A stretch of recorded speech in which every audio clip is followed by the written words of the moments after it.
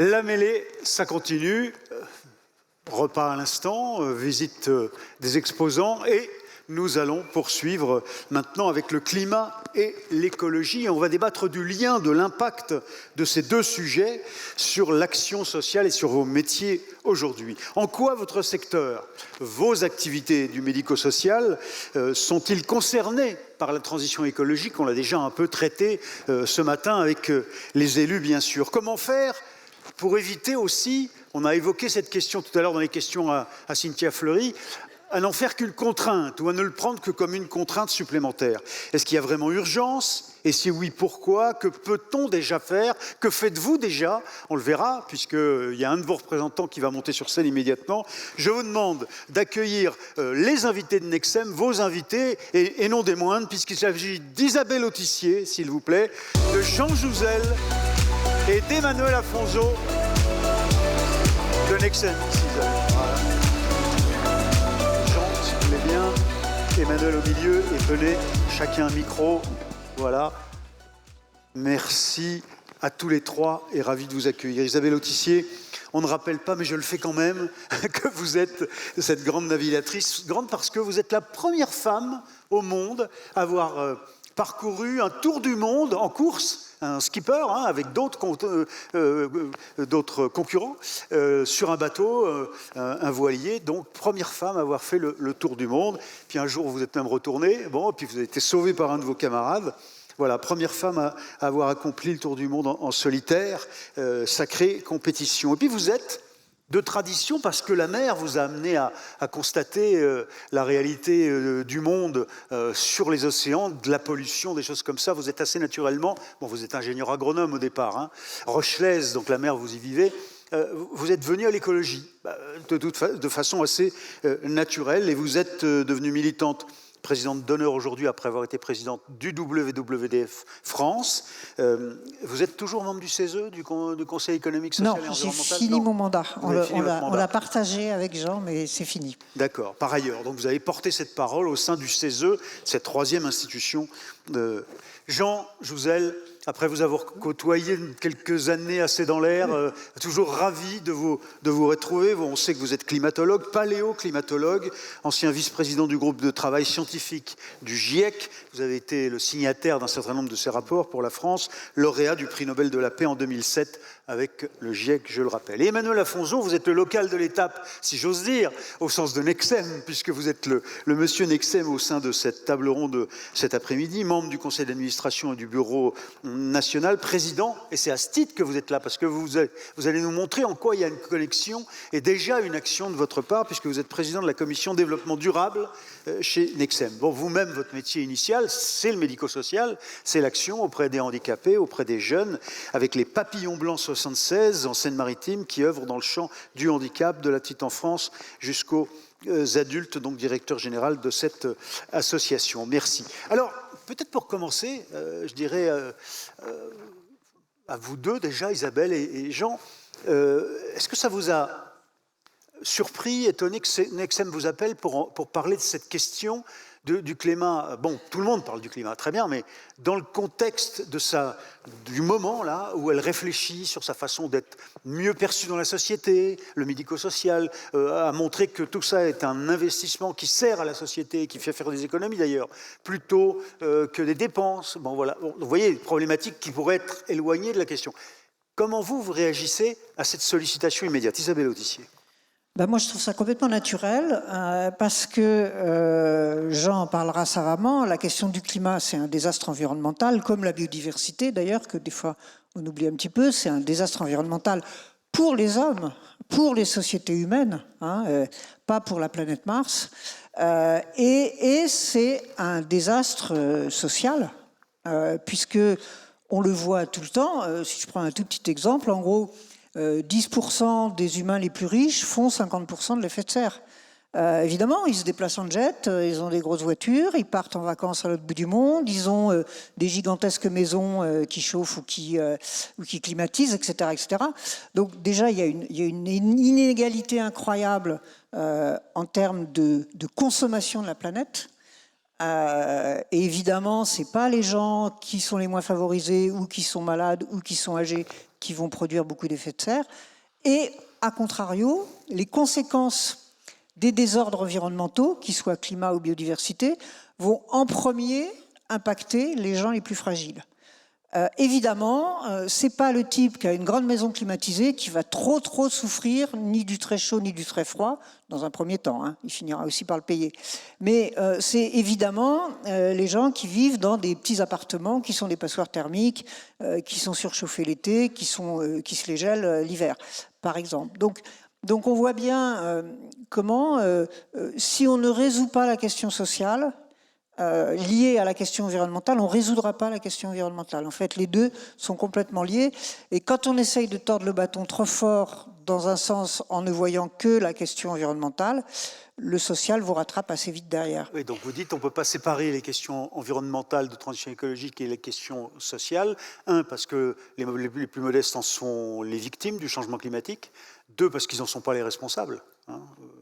Oui, bien sûr. C'est-à-dire que la question, c'est, on sait tous qu'on est dans une société qui doit faire sa transition, on y reviendra peut-être, mais le grand mot qu'on partage, je sais, avec Jean, c'est une transition juste. C'est-à-dire qu'il faut que dans les mesures qu'on prend, dans la vision qu'on a, dans ce qu'on fait de manière concrète, on ait toujours quand même ça en tête, c'est-à-dire que, évidemment, ces questions-là s'adressent à tout le monde, mais il faut peut-être un peu plus de bâton d'un côté, un peu plus de carotte de l'autre, si vous me pardonnez l'expression. Mais il faut jamais perdre de vue la question environnementale. Et c'est vrai aussi bien dans nos sociétés développées que quand on prend des sociétés, je dirais, dans ce qu'on appelle les pays du Sud, pour faire un peu vite, nous, au WWF, on travaille beaucoup avec des populations autochtones qui vivent de la nature, grâce à la nature, et on retrouve exactement la même chose. C'est-à-dire que c'est eux c'est pas eux qui vont aller faire couper à ras les forêts. Par contre, quand il n'y a plus de forêt, c'est eux qui n'ont plus de source de médicaments ou de nourriture. Oui. Alors, Jean Jouzel, votre réaction, vous aussi, et peut-être un mot sur ce rapport CESE que vous avez commis ensemble. Oui, merci Thierry, bonjour à tous et à toutes. D'abord, disons, effectivement, on ne peut pas s'intéresser à l'évolution de notre climat, ce que j'ai fait toute ma carrière de chercheur, sans, disons, naturellement s'intéresser au monde qui nous entoure. C'est très clair parce que ça se décline effectivement les conséquences du réchauffement climatique sur la nature, sur la biodiversité, sur l'environnement, mais c'est beaucoup plus large que ça, c'est-à-dire que c'est vraiment tout le mode de fonctionnement de nos sociétés qui est interrogé. Les aspects sociaux, sociétaux, les aspects économiques, c'est évident, les aspects culturels. Donc voilà, donc on ne peut pas, et je crois que naturellement, je crois que finalement la définition même du Conseil économique, social et environnemental contient cette idée qu'on ne peut pas déconnecter l'environnement de la vie de la société. Et donc, par rapport à ce problème de réchauffement climatique, dont on pourra peut-être parler un peu plus, il y a trois mots qui sont au cœur de la lutte contre le réchauffement climatique et qui sont, je crois, dans une organisation comme Nexem, que je salue parce que c'est important effectivement de regarder, d'essayer d'aller voir quelquefois vers les plus modestes, ceux qui ont peut-être le plus de difficultés, enfin la vie de tous les jours. Eh bien, on ne peut pas, disons, on ne peut pas, les trois mots, le premier c'est la solidarité. Ouais. Hein, donc la solidarité est extrêmement importante. Nous n'arriverons pas à lutter efficacement contre le réchauffement climatique sans solidarité. Donc, et cette solidarité nous manque, par exemple au niveau international actuellement, mais même au niveau national, ça peut être entre générations, entre classes sociales. Voilà, donc cette solidarité est indispensable. Et par exemple, pour rebondir un peu sur ce qu'a dit Isabelle, nous, pays riches, manquons de solidarité. On a eu beaucoup de mal à tenir l'engagement pris à Copenhague de mettre à disposition des pays en voie de développement 100 milliards de dollars chaque année pour les aider à lutter contre le réchauffement climatique et à s'y adapter. Et on voit bien que la prochaine COP à Bakou, eh bien, ce seront justement ces problèmes de financement qui seront au cœur de cette COP. Donc cette solidarité... Le fameux fonds vert. Voilà, donc tout cela commence à se développer. Le deuxième, c'est la sobriété. Disons, il faut effectivement regarder un peu la sobriété, c'est avant tout un peu réfléchir à ce que l'on fait, à l'intérêt de certaines choses que l'on fait. Et ça peut être, et c'est vrai pour tous. Et le troisième, eh bien, c'est celui effectivement d'égalité, ou plutôt d'inégalité, parce que par essence, eh bien, et c'est tout le réchauffement climatique est, disons, alors on peut prendre les conséquences une par une. On peut le faire, on peut discuter sur les événements extrêmes surtout, mais si on les prend dans leur ensemble, non pas une par une, eh bien la première conséquence du réchauffement climatique, c'est effectivement le risque d'accroissement des inégalités. On le voit bien, disons, tu l'as dit, par exemple, ce sont les populations les plus modestes, très souvent, qui vivent dans les habitats les plus difficiles, l'été, donc avec ces problèmes de vagues de chaleur. On voit bien qu'il y a cette injustice. Et voilà, moi je vis sous les toits à Paris, c'est pas terrible non plus, mais j'ai la chance de pouvoir aller en Bretagne. Alors c'est pas à La Rochelle, mais disons d'aller de passer l'été en Bretagne. Ouais. Je veux dire par là, il y a ceux qui peuvent partir, ceux qui ne le peuvent pas. Ouais. C'est très clair. Donc ça coupe le monde en deux. Et puis donc c'est justement autour de cette inégalité, elle peut aussi se montrer quelquefois dans les mesures prises pour lutter contre le réchauffement climatique. J'ai toujours cet exemple en tête. On est en 2018. Eh bien, nos gouvernants, il y a une taxe carbone, mais ils se disent, zut, ça ferait rentrer de l'argent si on augmentait cette taxe carbone. Donc, ils proposent de l'augmenter rapidement, plus rapidement que ce n'était envisagé initialement. Et aux grandes dames d'ailleurs de Nicolas Hulot à juste titre. Et qu'est-ce qui se passe? Eh bien, c'est effectivement un des points de départ du mouvement des Gilets jaunes, cette augmentation. Donc on voit bien, et en fait, disons, il y avait une vraie raison, c'est-à-dire quand on a regardé après, les populations les plus modestes, les 10% les plus pauvres, alors évidemment, en contribution absolue, ce sont les plus riches qui consomment le plus, donc ce sont eux qui auraient un peu plus contribué cette taxe carbone les aura un peu plus affectés de façon absolue. De façon relative, les 10% les plus pauvres auraient été 3 fois plus affectés que les 10% les plus riches. Oui, on voit bien que ce sentiment d'injustice, plus de fossiles. Voilà, ce sentiment d'injustice est vraiment là. Il était bien réel et ça a été ressenti dans les territoires. Et c'est effectivement autour de cela, alors Isabelle, on a partagé un mandat, j'ai fait un autre mandat avant, mais j'ai été 10 ans au CESE, et avec une juriste, Agnès Michelot, c'est un travail, nous étions tous les deux en section environnement, et donc c'est un travail de fond. Ce travail que vous avez mené en 2016, qui pointait déjà le lien entre environnement et social? Oui, c'est l'idée. Donc, disons, les perspectives pour la justice climatique en France et aussi avec des aspects, effectivement, sur des déclinaisons sur le système des assurances, mais aussi sur le système de santé, par exemple, qui ne tient pas du tout compte de ces aspects environnementaux ou pas assez compte. On voit bien que, disons, tout le monde est affecté par le réchauffement climatique, donc c'est l'idée vraiment de prendre le problème à la corps. On ne rêve pas, mais comment fait-on, la question que nous posions au départ, comment fait-on pour que le réchauffement climatique n'accroisse pas les inégalités? On ne rêve pas, elles ne vont pas gommer les inégalités, mais qu'elles ne les accroissent pas. Eh bien, il faut regarder notre système de santé, il faut effectivement regarder notre organisation sociétale par rapport effectivement à l'ensemble de la population, et en particulier ceux qui en ont besoin, bien sûr. Donc c'est tout cela qu'on décline dans différents secteurs. Oui, sensibiliser, ça commence par informer. Et donc, pardon, mais je sais bien qu'on a cette tempête en ce moment, là, ce tropical qui est chez nous et qui nous mouille beaucoup, de la Bretagne, de La Rochelle jusqu'ici. Vous êtes venu ce matin en TGV et vous me disiez, je me suis demandé si le TGV a 50 nœuds, il y avait 50 nœuds. Bon, et puis finalement, vous avez réussi à passer. Mais qu'est-ce qu'il en est aujourd'hui? Que dit le 6e rapport? Peut-être que ça vaut de rappeler. Et qu'est-ce que vous voyez sur la biodiversité? De façon très simple, je résume le 6e rapport par une seule phrase qui a été celle du groupe 2 à l'époque, du groupe qui s'intéresse qui s'intéresse plus aux conséquences du réchauffement climatique. le réchauffement climatique est une menace pour notre humanité et pour la nature et pour la santé de la planète. Et en fait, bien sûr, la nature qui nous entoure, on peut parler de biodiversité, d'écosystèmes, la faune, la flore sont largement affectés. Donc c'est ça. Alors, si nous n'en prenons pas la mesure, hein, c'est bien cela.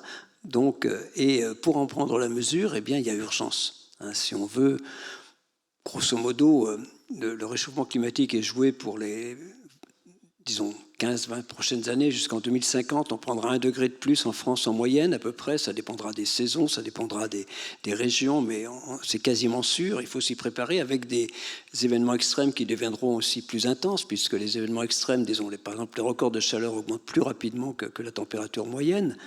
Donc c'est ça qui va se mettre en place. C'est-à-dire qu'on est à combien aujourd'hui? On estime qu'on est déjà au 1,5 degré. Oui, on est pratiquement les 2 dernières années, au niveau planétaire, on est déjà à 1,5 degré. Et si on veut... Bon, on risque de dépasser 2 degrés en moyenne planétaire, mais si on veut y revenir autour des 2 degrés, alors si possible 1,5 degré, il faut faire feu de tout bois. C'est-à-dire qu'il faudrait effectivement que nous atteignions neutralité carbone d'ici 2050.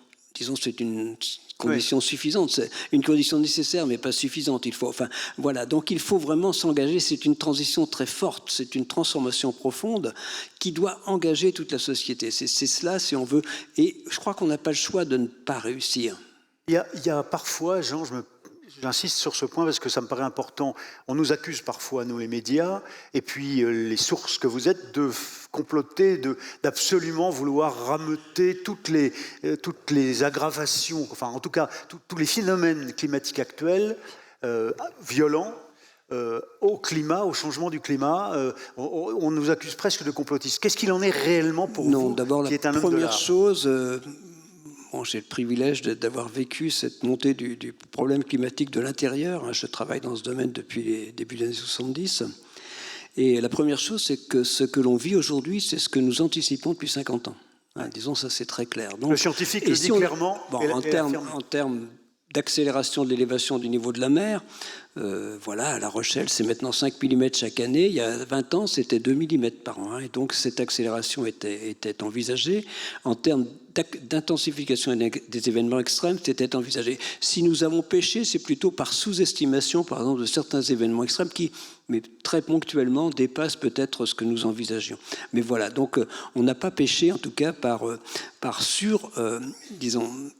surinterprétation de ces phénomènes. On n'a pas. Alors, à chaque fois maintenant, quand on va parler, alors l'attribution, c'est un autre problème. C'est toujours très difficile d'attribuer un événement individuel. Mes collègues regardent, mais ce qui est important, c'est de regarder la statistique qui se modifie. La statistique des pluies diluviennes clairement se modifie sous nos yeux. Ces événements extrêmes plus intenses, disons, on les envisageait, c'est la réalité, les chiffres sont là. Il y a aussi des sécheresses plus longues, des vagues de chaleur plus importantes, des cyclones aussi. Voilà, donc on y est maintenant en Floride aussi, disons, en tout cas plus intense.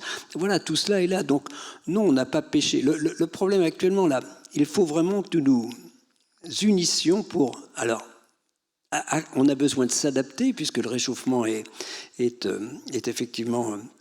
inéluctable, au moins jusqu'en 2050 et peut-être après, mais on a aussi besoin de préparer l'adaptation des jeunes d'aujourd'hui, de faire qu'elle soit possible, et pour ça il faut agir aujourd'hui. Alors ça c'est un point essentiel qu'on va débattre avec vous, Emmanuel Afonso, par exemple, avant que je vous repasse la parole, Isabelle, sur ce point, quels sont les impacts que l'on doit déjà anticiper, les entreprises, les collectivités, les associations. Ici, ce sont des gestionnaires d'établissements et donc de lieux physiques. Qu'est-ce qu'il faut anticiper? Il faut se protéger comment on fait la résilience? Donc on a déjà anticipé, disons qu'une canicule comme celle de 2003, à laquelle nous n'étions pas préparés, on parle par exemple des EHPAD au sens large, ou tous les établissements qui accueillent du public, on n'était pas préparés en 2003, on est mieux préparés maintenant. Je crois que Emmanuel pourra nous le dire. C'est vrai, voilà, il y a vraiment une prise de conscience un peu meilleure. Donc ça, il faut s'y préparer. Mais donc, ce sont effectivement, voilà, je crois que, ça peut être aussi. Voilà, donc il y a tous ces événements extrêmes auxquels il faut se préparer. On a vu les pluies dans le Pas-de-Calais, enfin disons dans le Grand Nord, enfin dans les Hauts-de-France en début d'année. On voit bien, il y a aussi des sécheresses à répétition. Le monde agricole est quelquefois très, très bouleversé, mais cette année c'est plutôt par le trop de pluie. Voilà, donc, mais il Enfin, donc ça, ce sont des choses auxquelles il faut se préparer vraiment. Il y a d'autres conséquences. Si vous êtes dans des régions côtières, bien l'élévation du niveau de la mer, c'est pas rien. Si vous êtes, il y a des, par exemple, il y a des bouleversements aussi de la vie touristique dans des régions comme les Pyrénées ou les Alpes. Et ça a des déclinaisons sociétales sur l'emploi. Donc il faut, mais il y a aussi préparer cette transition, préparer les gens aux emplois qui feront cette transition. Il y a aussi beaucoup d'opportunités dans cette transition. Il ne faut pas voir tout noir. Cette transition, elle est extrêmement intéressante parce qu'elle est porteuse, pour moi, de dynamisme économique, d'emploi. Mais voilà, je crois qu'il faut le préparer et préparer toutes les couches de la population à cette transition, à cette idée que ce n'est pas du tout la fin du monde, que c'est, disons, un peu différent, qu'il faut peut-être regarder plus autour de nous. Et puis, ça peut aussi créer des opportunités en termes d'emploi, de recherche, d'innovation. Isabelle, sur la biodiversité, je voudrais qu'on en dise un mot. Votre vision, vous, personnelle, votre expérience personnelle de navigatrice et en même temps avec le WWF, qu'est-ce que vous dites sur cet aspect-là qu'on oublie souvent? Vous avez raison. Oui, je vais commencer par le WWF parce que d'ici 3 jours, je crois, nous allons rendre public le rapport que nous faisons tous les 2 ans sur la biodiversité sauvage. Et on mesure, on va compter, tout un tas à peu près 5000 populations diverses autour du monde d'animaux sauvages, de vertébrés sauvages, depuis plus de presque 50 ans maintenant. Et le dernier comptage, il y a 2 ans, on était à moins 69% par rapport à il y a 45 ans. Et là, ça va être pire. Donc, en fait, on voit que la vie est en train de s'écrouler autour de nous, petit à petit. Or, on sait bien que c'est aussi important, la vie sauvage est aussi importante pour nous que le climat. Nous avons évolué grâce à la vie autour de nous. Et c'est un peu comme les châteaux de cartes. Vous pouvez enlever 1 ou 2 cartes au début, ça va à peu près. Mais il y a un moment, quand vous enlevez un peu trop de cartes, tout s'effondre. Et l'effondrement des écosystèmes, évidemment, ça nous impacte. Après, si je fais le rapport, vous m'interrogez sur la navigation, je trouve que ce qui est intéressant, c'est qu'au fond, un marin lambda, quand il se promène sur la mer, il peut être comme quelqu'un ici, il peut dire c'est où le problème? Parce que l'océan a pris, je parle sous ton contrôle, presque 1 degré, ce qui est colossal, ce qui est monstrueux. Mais l'eau, elle n'a pas changé de couleur. Donc on peut dire, je navigue.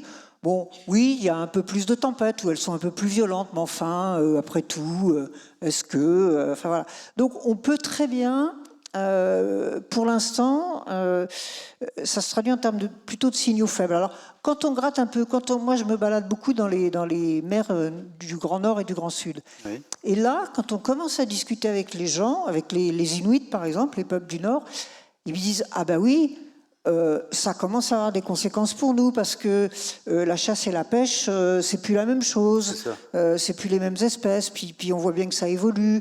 Et puis avant, l'hiver, il y avait de la glace très solide qui protégeait nos villages des tempêtes d'hiver. Et puis maintenant, elles sont moins protégées parce que la glace est moins importante. Et puis on peut plus aller chez le médecin parce que le médecin, il est à 40 km. L'hiver, on y allait en motoneige, mais maintenant on peut plus parce que la glace est trop fragile. La glace est... Voilà. C'est ça. Donc on voit comment ça se tisse concrètement, en fait, dans la réalité des faits, quoi. Ouais.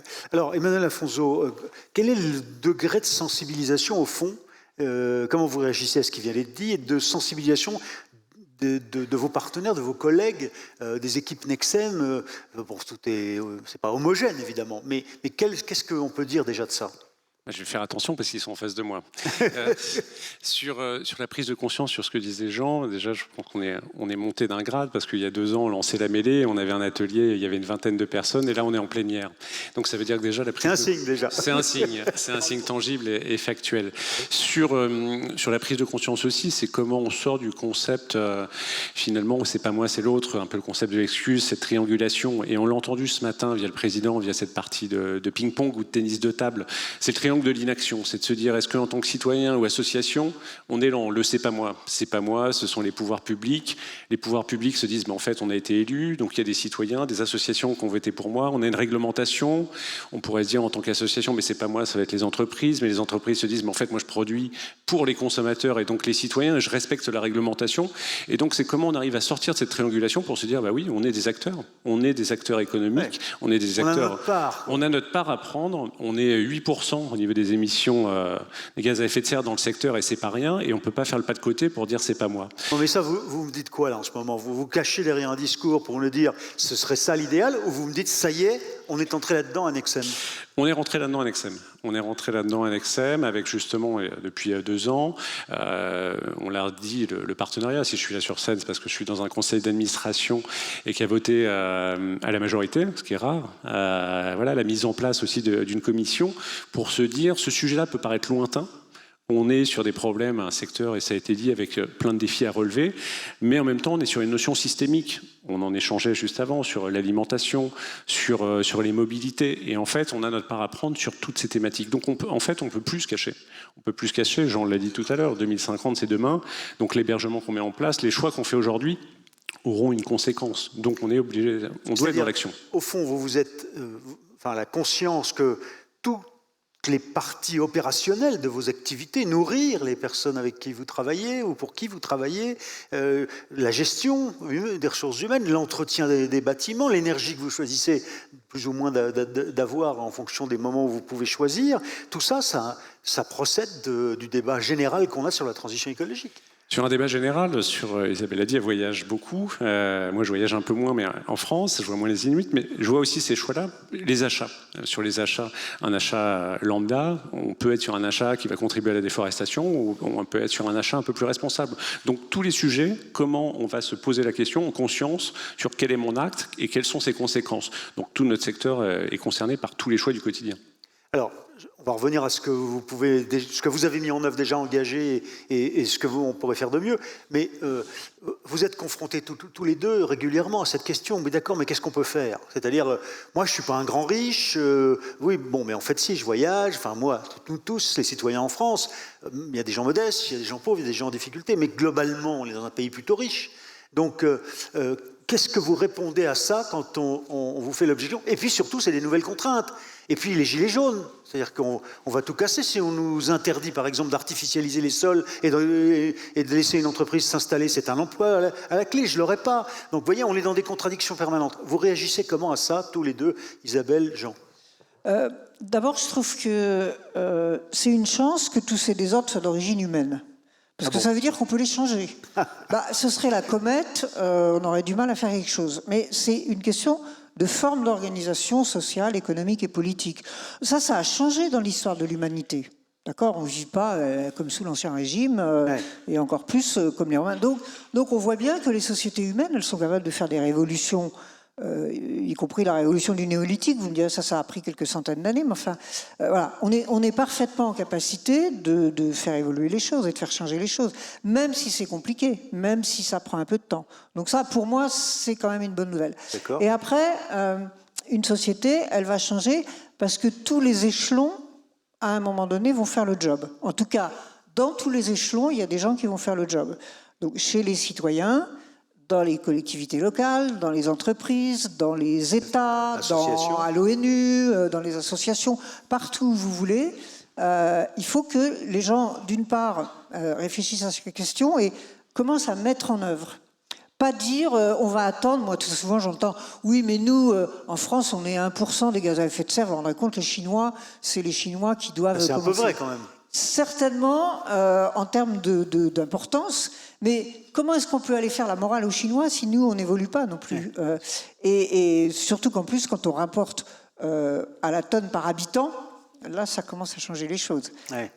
Donc voilà, donc je pense qu'il faut arrêter de se poser des questions, finalement. Il faut se dire, ça, c'est une transition. La transition environnementale, c'est une transition auquel on ne peut pas échapper si on veut garder à peu près des sociétés à peu près en paix, parce que les désordres, c'est la guerre, et avec des éléments, des niveaux de vie à peu près cohérents pour tout le monde, qu'on puisse manger, respirer, boire, se loger, etc. Donc, si on veut ça, il faut qu'on enclenche cette transition. Et c'est un chemin. Et souvent, quand les gens me disent « je ne sais pas quoi faire », je dis « commencez par un truc ». Prenez un sujet qui vous touche, sur lequel, à titre personnel ou dans votre organisation, vous pouvez commencer à faire quelque chose, et faites-le. Et entraînez les gens autour de vous à le faire. Et vous allez voir que très très vite, une chose va entraîner une autre. C'est-à-dire que vous allez par exemple, vous posez la question de la mobilité, mettons, mais peu de temps après, vous allez vous poser la question de l'alimentation. Et puis, peu de temps après, vous en avez une autre. C'est-à-dire que, parce qu'il y a une logique. Et cette logique, et moi, je tiens beaucoup à ça, parce que s'il y a un truc qui m'insupporte complètement, c'est ces histoires d'écologie punitive. C'est pas d'écologie qui est punitif. Ça, c'est gravement punitif de ne pas changer nos comportements et nos vies dans un sens plus environnemental. Ça va faire très mal, ça commence à faire très mal. Donc, effectivement, quand on change, c'est pour quelque chose de mieux. Oui. On change rarement pour quelque chose de moins bien. Donc, essayons de vraiment montrer, conceptualiser, essayer pour s'apercevoir qu'à la sortie, c'est mieux, quoi. Mais, toute petite parenthèse personnelle, j'ai animé un colloque à peu près sur un thème comme celui-là, avec le monde de l'entreprise, dans le département de l'Eure. Et bien là, il y a un entrepreneur qui, un jour, en suivant d'ailleurs votre rapport, s'est dit, et aujourd'hui, il prend exactement les mêmes termes par rapport aux chefs d'entreprise qui viennent le voir en lui disant « il faut que j'anticipe ». Mais dans 10 ans, sinon je ne pourrais pas la céder, mon entreprise. C'est-à-dire que c'est le raisonnement que vous venez de... la réponse qu'il lui donne, c'est la vôtre. Commence par faire. Change tes problématiques d'énergie, par exemple. Et ainsi de suite. Mais Jean, vous, on vous interpelle peut-être alors par rapport à la façon de faire société et de convaincre les nouvelles générations, souvent. Parce que vous êtes une référence. Alors, vous n'allez pas aimer, hein, parce que je vous vieillis. Oui, mais si, la dimension de sagesse, mais les jeunes, vous leur dites quoi ? Donc par rapport à l'effort général, enfin disons à ce qui pourrait être fait, j'aime toujours bien me référer à la proposition de la Convention citoyenne des 150 citoyens. C'est très clair, c'est très riche. Et bon, au départ, on rappelait que donc se loger, se nourrir, se déplacer, c'est 60-70% de nos émissions. Ça va dépendre bien sûr d'une personne à l'autre, mais voilà. Donc on peut faire quelque chose dans tous ces domaines. Et bien sûr, je me tourne vers disons. L'habitat, c'est pas forcément punitif, au contraire. S'il y a bien un endroit où, disons, améliorer l'habitat, c'est aussi porteur de qualité de vie dans le moyen et long terme, c'est dans l'habitat d'avoir une meilleure isolation, un meilleur confort d'été. Il faut y penser de plus en plus. Dans la mobilité, eh bien, des recommandations comme quand même s'orienter vers des véhicules plutôt légers. C'est du bon sens. Voilà, dans l'alimentation, moi, je suis toujours marqué par les chiffres qui nous disent que le gaspillage alimentaire, c'est 25 à 30% des émissions. On jette au moins sûr, il y a le régime alimentaire. Alors maintenant, pour répondre à votre question, Thierry, que dire aux jeunes ? Eh bien, voilà, peut-être d'abord essayer aussi de bien les informer, parce que, disons, l'information, nous en parlions sur les réseaux sociaux, n'est pas forcément optimale par rapport à ces problèmes que nous partageons aujourd'hui. Mais voilà, et puis, leur dire que ce monde qui change, il faut qu'ils se l'approprient. Non pas qu'ils le refusent, c'est se l'approprier. J'aime vraiment dire que pour les jeunes, c'est effectivement un défi, c'est vrai, parce que ce qu'on les invite à faire, c'est à changer quand même le mode de fonctionnement de la société. Je le redis, un peu plus de sobriété, un peu plus d'efficacité énergétique. Voilà, mais c'est aussi vraiment... je redis les mêmes choses. Un jeune chercheur, il y a tellement à faire en recherche, en innovation, y compris sociétale, pas simplement de l'innovation technologique, dans l'organisation de la société. Et puis, si on réussit, ils réussiront cette transition, je l'espère. Il faudra bien, on ne peut pas accepter que le climat se réchauffe indéfiniment. Eh bien, je crois qu'au rendez-vous, il y a la qualité de vie quand même. Quand on regarde, 70% des émissions, ce sont les combustibles fossiles. Et si on cesse passer les combustibles fossiles, c'est beaucoup de pollution en moins. Pollution sonore, pollution industrielle, pollution... Donc voilà, ce n'est pas du tout un monde qu'il faut refuser. Au contraire, c'est un monde qu'il faut rechercher, ce monde... disons, de transition, de réussite. Il ne faut pas, il y a, je redis, des opportunités d'emploi, de dynamisme économique des territoires. Par exemple, le développement du renouvelable, pour moi, c'est aussi un dynamisme des territoires. Voilà, c'est tout cela qu'il faut vivre. Il faut pas baisser les bras et se dire, comme le dit ma collègue Valérie Masson-Delmotte dans le rapport 1.5, 1/10 de degré, ça compte. Et c'est pour ça qu'on est là ce soir. C'est-à-dire, je ne rêve pas, ça sera difficile de revenir à 2 degrés. Donc, déjà à 2 degrés, mais vraiment, il faut faire le maximum pour ne pas s'en éloigner. Alors, si on s'en éloigne, c'est vers le bas, aller vers 1.5, y revenir, ce qui sera très difficile. Mais voilà, il faut tout faire aujourd'hui pour que les jeunes d'aujourd'hui puissent s'adapter au réchauffement dans la seconde partie de ce siècle. C'est aujourd'hui qu'on en décide. Oui, certains jeunes d'ailleurs nous font valoir que c'est nous les boomers qui nous courons et qui ne sommes pas assez sensibles. Eux le sont beaucoup plus, mais c'est nous qui prenons les décisions, enfin nous, notre génération. Donc c'est plutôt nous qu'il faudrait qu'on... Alors, Emmanuel Afonso, au fond, vous avez aussi appliqué la méthode Autissier, si j'ose dire, si je puis parler comme ça. C'est-à-dire que vous vous êtes dit, bon, bah, passons par le concret, c'est ce que vous nous avez expliqué. Qu'est-ce que vous avez mis en œuvre sur des terrains, par exemple l'alimentation, l'énergie, j'en sais rien, ou les bâtiments, leur rénovation? Et puis, c'est quoi vos freins? Et puis après, je me tourne vers la salle, donc s'il y a des questions, avant 15 heures.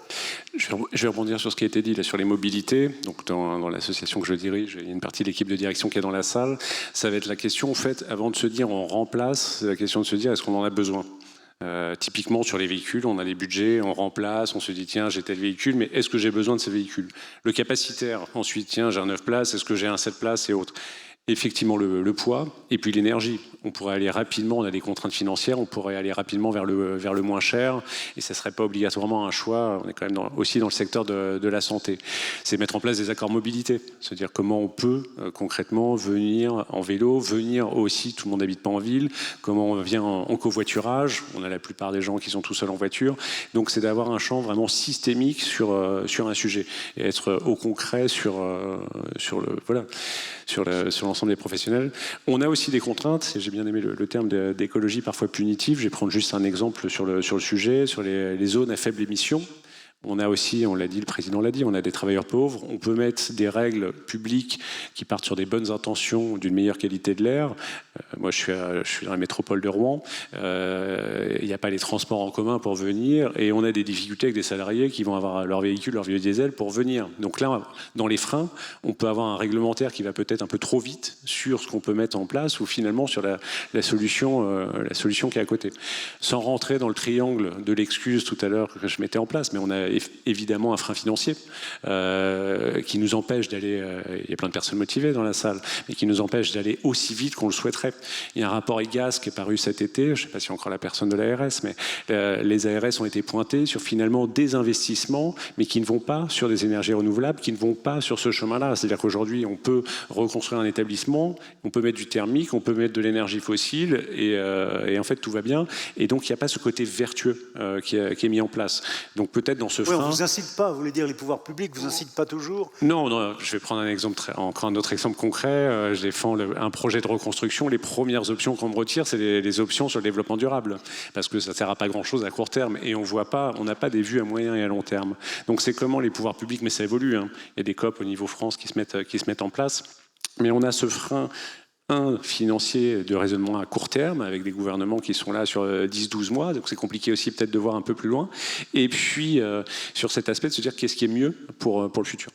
Bon, mais les freins sont plus techniques et d'ordre administratif, ou comme vous dites, ou juridique, que psychologique. C'est-à-dire que vous pensez que le frein de la sensibilisation, c'est fini, il est tombé, ce mur-là est tombé, tout le monde dans les directions. Non. Non. Non, oui, quand même, il faut bien que je vous pique un peu. Tout n'est pas aussi consensuel que vous voulez bien nous le présenter. Non, vous ne me piquez pas. Non, ce frein-là, il est encore très, très marqué. Il est très marqué pour se dire, bon, ça peut être bien, mais c'est le suivant. Parce que certains doivent vous dire, bon, t'es bien gentil, mais tu ne vas pas m'embêter. Moi, j'ai besoin d'un car, enfin d'un petit bus avec mes 8 places. Bon, puis pour l'instant, je ne trouve pas d'électrique, et puis etc.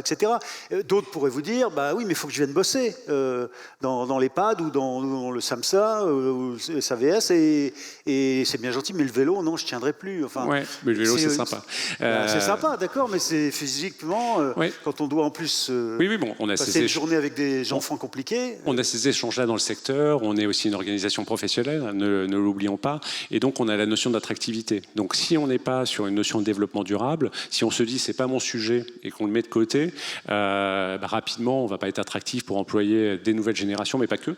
On est sur toutes les générations, il n'y a pas que les jeunes qui s'intéressent à l'écologie et les moins jeunes qui se disent c'est pas ma partie, mais en tout cas on aura une problématique d'attractivité et d'attirer des nouveaux talents dans nos organisations. Donc on ne peut pas balayer aussi rapidement le sujet.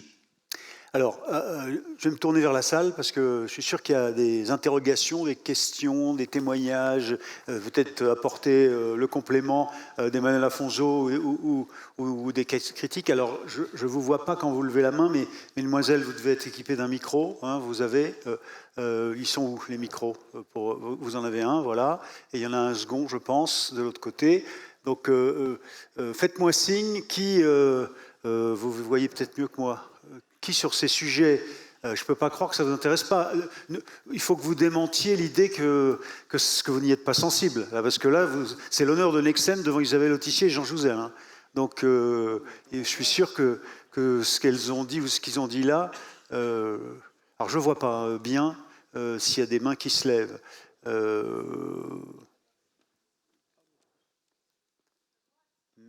À droite, me dit-on, ici, mademoiselle, c'est ça sans doute. À droite pour moi, voilà. Madame, je vous en prie, présentez-vous. Oui, bonjour Catherine Imbert et merci à vos intervenants. Bien entendu, je suis à la tête d'une fédération régionale qui accompagne les établissements médico-sociaux. Et souvent, la question qu'on nous retourne de la part des directeurs d'établissements, c'est de se dire par où on commence. Par où on commence, c'est vraiment la grande question. Alors, on sait qu'il y a des outils, l'ANAP, etc. Mais j'aurais bien voulu entendre, voilà, ou Monsieur Jouzel ou Madame Autissier sur cette question-là. Merci. Alors, autre question. Alors, commençons par le début. Par où on commence? On essaie d'y répondre.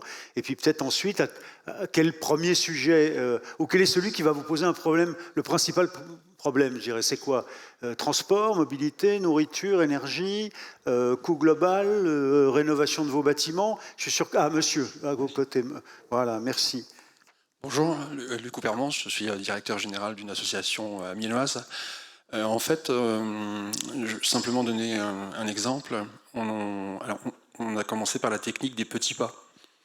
Voilà, on a commencé des très petites choses et on a essayé d'acculturer notre association au changement.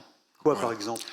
Les produits de nettoyage, on les a mis de côté pour mettre en place de l'eau ozonée, par exemple. On a aussi en ce moment un projet photovoltaïque ou de recyclage d'eau sur un atelier de nettoyage de véhicules dans un ESAT. La difficulté, c'est que si nous, on est convaincus du bien fondé des choses, le fait de pouvoir recycler 70 à 80% de notre eau, les pouvoirs publics, et notamment l'ARS, sont moins enclins à nous suivre, financièrement en tout cas, alors que ce sont des projets qui... Ils vous reprocheraient presque d'investir là-dedans? Non, on ne nous le reproche pas, mais on ne nous accompagne pas. Ah oui, ouais, ok. Merci. Est-ce qu'il y a une troisième intervention oui, ici, de mademoiselle. Monsieur, ici, là. Il a le micro déjà? Vous n'en avez pas? Voilà, là, ici. Pardon, montrer du doigt, mais merci monsieur. Bonjour, je suis directeur général d'une association protection de l'enfance dans la Seine-Saint-Denis. Donc moi, je vais être très clair. Pour aller plus loin sur la version de l'écologie, il faut être plus coercitif avec les finances publiques. C'est-à-dire qu'aujourd'hui, je ne sais pas si vous faites du lobbying au niveau de l'Assemblée nationale, mais en tout cas, il n'y a pas le 1% écologie dans nos budgets. Il y a eu le 1% culture, historiquement. Moi, j'ai eu 2 projets. Je dois remplacer une flotte automobile. Donc, je suis allé voir le département et je leur ai dit, est-ce que vous avez des fonds dédiés ou des crédits non reconductibles, hein, même, pour pouvoir compenser la différence, puisque vous savez que en fait, il y a eu des aides pour la conversion écologique au niveau des véhicules qui ont été supprimées aussi pour les associations comme nous, qui ont été supprimées pour les entreprises. Et donc, on a fait partie du lot, alors qu'on est des entreprises solidaires. Est-ce qu'on doit être considéré comme des entreprises classiques? Ouais. Donc, les aides ont été supprimées en début de l'année 2024. C'est passé comme une chose... inaperçu, personne n'en a parlé, mais en tout cas, ça c'est un frein aussi au renouvellement. Les coûts des véhicules, soit hybrides, soit électriques, sont plus élevés. On n'a pas les financements, on ne peut pas y aller. Donc ça c'est compliqué. Merci. Et ensuite, j'ai eu deuxièmement un projet photovoltaïque.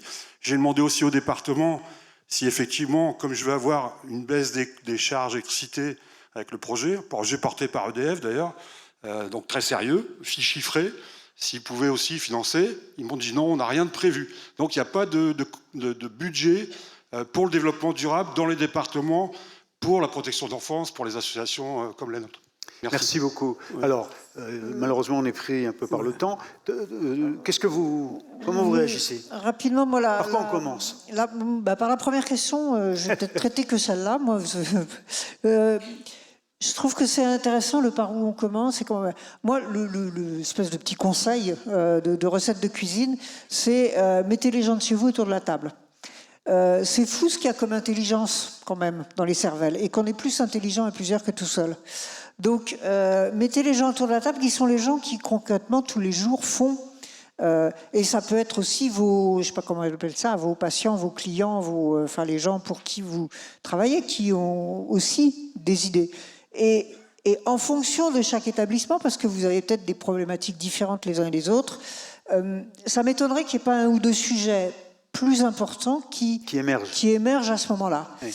Et là, on va dire, tiens, là, c'est quand même quelque chose qui nous concerne, ou c'est vraiment un truc où là, on voit qu'on n'est vraiment pas bon, on pourrait faire mieux, ou quelqu'un qui a une idée. Enfin, voilà. Et je pense que, et ce que disait tout à l'heure, il a commencé par le mot solidarité. Mais pour moi, solidarité, c'est aussi solidarité des esprits pour construire ensemble.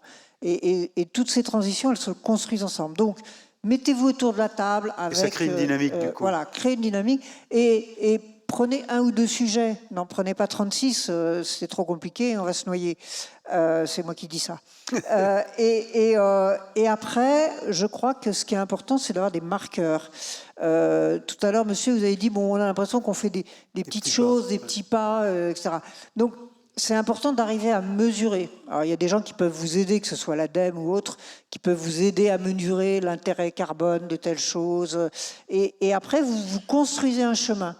Et vous vous dites, l'année prochaine, on en sera là, l'année d'après, on en sera là, et l'année d'après, on en sera là, et en 2050, on en sera à la neutralité. Mais voilà, donc il faut avoir à la fois, je pense, une vision très, très concrète, vraiment très dans votre métier, dans votre établissement, dans votre association, et puis en même temps, avoir cette capacité quand même, en vous faisant aider, de vous projeter sur un chemin. Réunir, créer une dynamique, les petits pas par rapport à des choses très très concrètes. Jean Jouzel.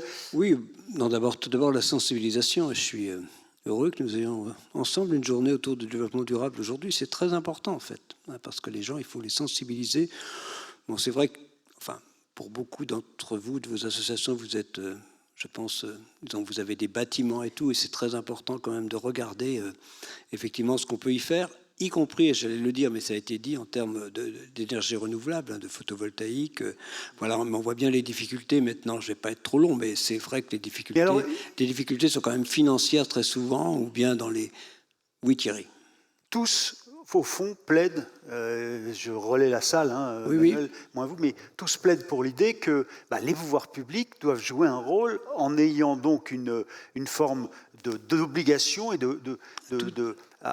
en fléchant une partie des fonds publics vers, un peu comme le 1% culture, vers un 1% écologiste, comme on l'a souligné, qu'il s'agisse de mobilité, qu'il s'agisse d'énergie. Est-ce que vous faites ce lobbying? C'est la question qui vous a été posée. Non, Isabelle et Jean, pardon. Est-ce que vous faites ce lobbying auprès des parlementaires pour qu'ils aillent vers ce volontarisme dans la gestion, fléchage des fonds publics? On passe notre vie à ça. Le WWF, c'est son credo, quoi. On essaye de faire avancer plus vite les choses, donc on harcèle les parlementaires, on harcèle les décideurs, que ce soit au niveau de l'Europe, au niveau même jusqu'à l'ONU, pour proposer des sujets, pour proposer des chemins, justement.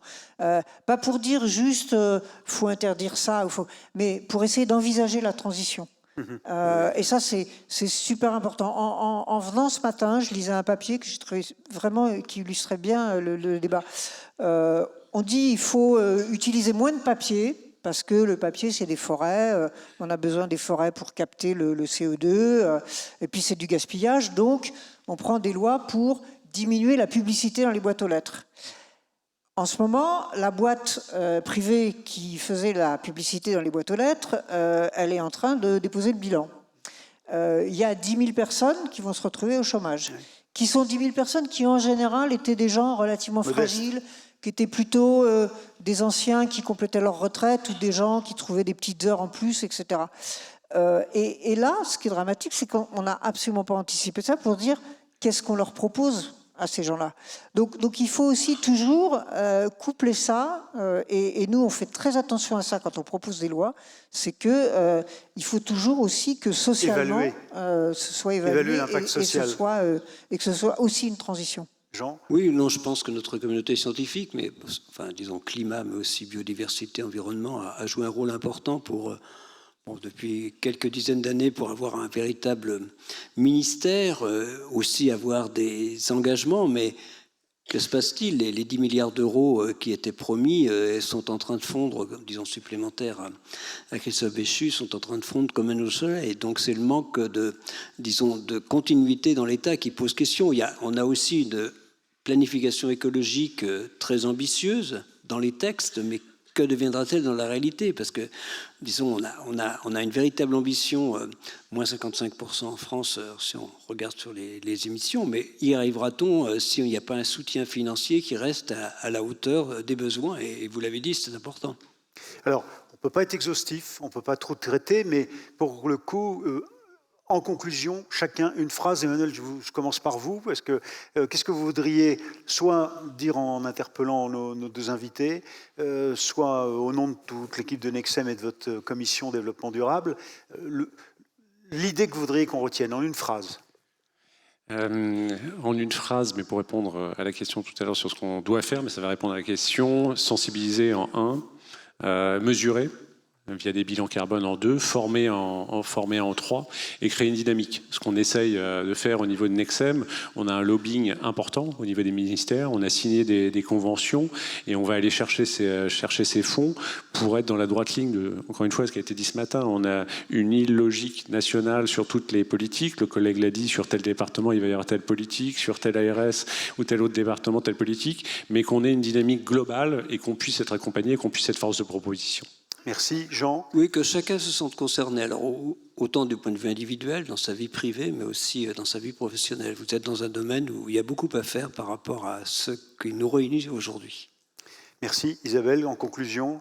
Souvenez-vous qu'il n'y a pas d'humain en bonne santé sur une planète malade. Merci. On salue nos 3 orateurs de cette table ronde. Bonne suite à vous tous.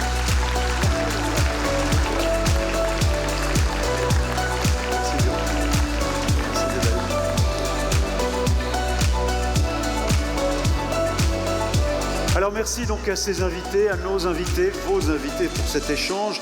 On va se retrouver à 16h30. À 16h30 ici en plénière. Là, il y a dans 2 minutes un atelier qui commence, là à 15h. 16h30, on se retrouve ici pour une plénière sur l'attractivité et les jeunes, le recrutement. On le verra tout à l'heure. D'ici là, vous avez le choix d'assister dans quelques minutes à une table ronde sur l'investissement social dans les politiques publiques en salle Barbâtre.